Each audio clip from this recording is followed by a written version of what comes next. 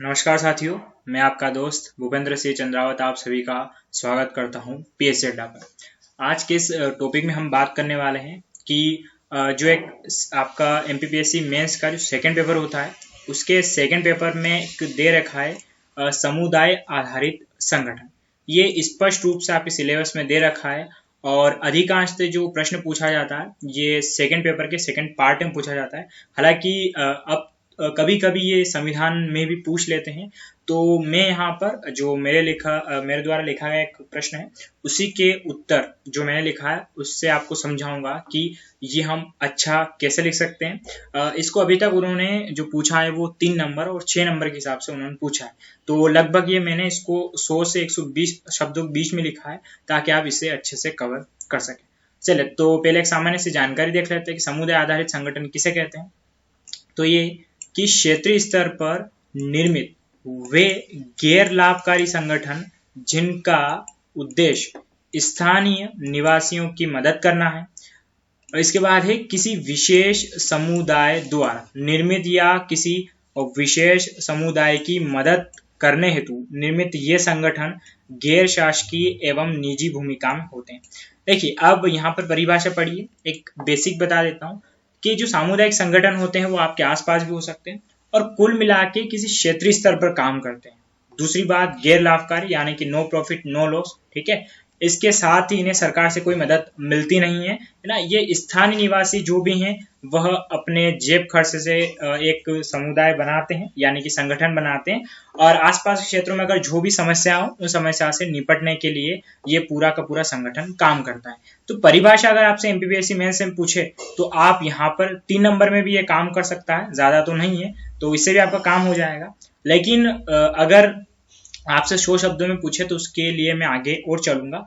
लेकिन समुदाय आधारित संगठन का एक बेसिक याद रख लीजिएगा कि छोटे मोटे वे संगठन जैसे कि फॉर एग्जांपल अभी कोरोना में बहुत सारे संगठन काम कर रहे हैं, है ना। कुछ मजदूरों को उनके घर छोड़ रहे हैं तो कुछ उन्हें खाना खिला रहे हैं, कुछ पैकेट वितरित कर रहे हैं, है ना, कुछ जल सेवा कर रहे हैं। तो वो सारे जो छोटे मोटे संगठन होते हैं वो क्या कहलाते हैं, समुदाय आधारित संगठन। तो ये इनका एक बेसिक था, परिभाषा थी।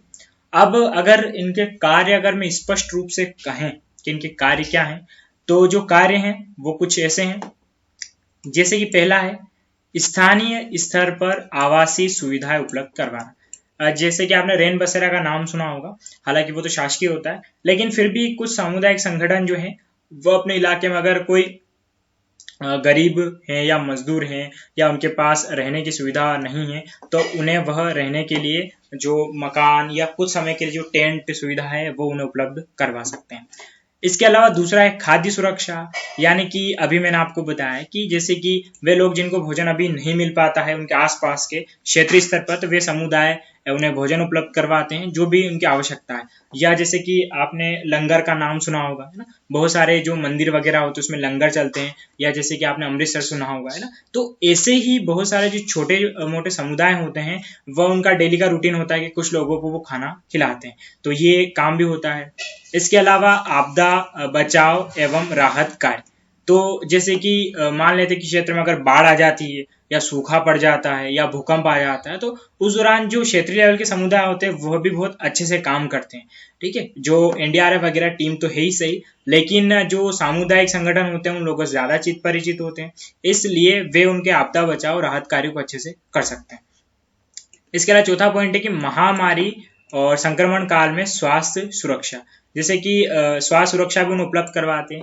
मान लेते हैं कि जो सामुदायिक संगठन वे किसी क्षेत्र विशेष में अगर कहा महामारी फैल गई, कोरोना इसका सबसे अच्छा एग्जाम्पल अभी मान के चलते हैं, या कोई ऐसी बीमारी आ जाए तो उस दौरान वे लोग या वे तबका जो अपनी सुरक्षा नहीं कर सकते हैं या स्वास्थ्य खुद के लिए उपलब्ध नहीं करवा सकते हैं तो उन्हें स्वास्थ्य सुरक्षा ये मुहैया करवाते हैं। इसके अलावा कुछ सामान्य जन सेवा जैसे कि शिविर आयोजित होते हैं बहुत सारे इलाज के लिए, या जैसे कि हम ये भी कहें ना फॉर एग्जांपल कि डॉक्टरों के शिविर आयोजित होते हैं, कुछ भी शिविर आयोजित हो गए। इसके अलावा जो जल सेवा है वो भी ये कर लेते हैं। और उसके अलावा जैसे कि हम बात करें भोजन वितरित करना, कंबल वितरण, तो जो भी आसपास के क्षेत्रीय जो कार्य होते हैं वो भी इसमें आ जाएंगे। उसके अलावा एक और यहाँ पर आएगा छठा पॉइंट, समुदाय विशेष की मांग को सरकार तक पहुंचाना। तो मान लेते कि कोई समुदाय विशेष है जिसकी मांगे नहीं जा रही है, कोई वर्ग है ना, तो उनको लेकर कोई समस्याएं हैं, जैसे कि मैं आपको उदाहरण के तहत समझाता हूँ कि किसी शहर में प्रवासी के रूप में बहुत सारे जो बाहरी लोग जरूर रहते हैं, लेकिन उनके पास में उस शहर का ना तो आधार कार्ड होता है ना वोटर आईडी होता है।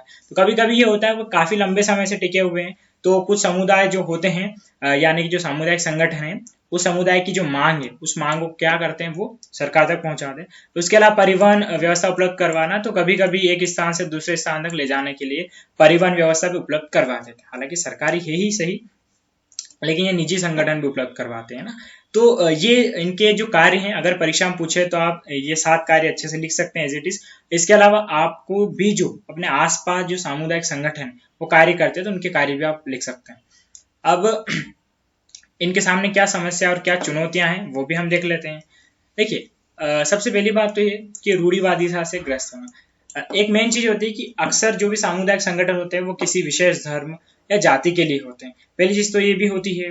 दूसरा ये भी होता है कि उनकी जो बहुत सारी चीजें होती हैं वो रूढ़िवादिता से ग्रस्त होती है। जब वह मदद करते हैं तो मदद में स्वाभाविक सी बात है कि वह विशेष वर्ग समुदाय की बात को यहाँ पर जरूर दर्शाते हैं। यहाँ पर चाहे वो धर्म का हो, जातिवाद का हो, बिल्कुल होता है। उसके अलावा जैसे किसी विशेष वर्ग एवं समुदाय की मदद करना, तो मैंने अभी आपको बताया, क्योंकि आप देखेंगे कि हो सकता है आप भी जिस धर्म जाति से बिलोंग करते होंगे उसका भी एक संगठन जरूर होगा, लेकिन वह उसी वर्ग विशेष की ही मदद करता है, सबकी करना पसंद नहीं करता है। एक वित्त समस्या भी इनके सामने होती है कि कोई भी सामुदायिक संगठन अगर उसमें कुछ गिने चुने अगर अमीर वर्ग के लोग शामिल हैं तो उन्हें वित्तीय कोई समस्या नहीं होती है, लेकिन बाद में अगर कोई समस्या हो जाए, ज्यादा अगर कोई बड़ी प्रॉब्लम्स हो तो वित्तीय की समस्या उनके सामने होती है। इसके अलावा सरकार द्वारा आवश्यक सहायता प्राप्त न होना, तो एक ये भी होता है कि इनको स्थानीय स्तर पे जो कार्य करते हैं उनको सरकार द्वारा कोई प्रोत्साहन नहीं दिया जाता है। तो बहुत सी बार ये भी होता है कि ये फिर अपने आप को कार्य को बोझ समझ लेते हैं। बहुत सी बार हो जाता है कि जब वित्तीय समस्या हो रही है, सरकार भी कोई प्रोत्साहन नहीं दे रही है, तो भी समस्या हो जाता है। एक होता है तकनीक का अभाव। तो इनकी जो कार्य प्रणाली होती है काफी पुरानी होती है, और ये संगठन निजी क्षेत्र में होते हैं, तो वित्त का अभाव होगा तो ये तकनीक कोई नई लेकर नहीं आते। ठीक है, जैसे कि फॉर एग्जाम्पल मैं एक नॉर्मल सी बात बताऊं आपको कि जैसे कि अगर कोई क्षेत्रीय संगठन काम करता हो, किसी खाना खिलाता हो, तो वह खाना खिलाने के लिए लोग जरूर रखेंगे वहां पर। लेकिन बहुत सारी जगह आपने देखा होगा खाना बनाने के लिए बाकायदा मशीन आ जाती है, जहां पर मशीन से ही आटा गूंद लिया जाता है, रोटी बन जाती है। तो ऐसी बहुत सारी तकनीक का भी अभाव इनके पास में होता है। तो साथियों, ये था मेरे द्वारा लिखा गया उत्तर, और प्रश्न था यहाँ पर कि सामुदायिक आधारित संगठन क्या होते हैं। एमपीपीएससी के पर्पस के हिसाब से क्वेश्चन बहुत अच्छे तरीके से लिखा गया है। अगर आपको मेरा ये पढ़ाने का तरीका पसंद आया हो, क्योंकि ये आज मेरा पहला ट्रायल है जिसमें मैं इस प्रकार से पढ़ा रहा हूँ, तो मुझे कमेंट करके जरूर बताइएगा। हो सकता है कि आगे भी जो मैं कुछ छोटे मोटे टॉपिक हैं जो आपको अक्सर नहीं मिलते हैं, मैं उन्हें इन्हीं प्रकार से लाने की कोशिश करूंगा। तो साथियों, मैं आपका दोस्त भूपेंद्र सिंह चंद्रावत आपसे विदा लेता हूँ। धन्यवाद।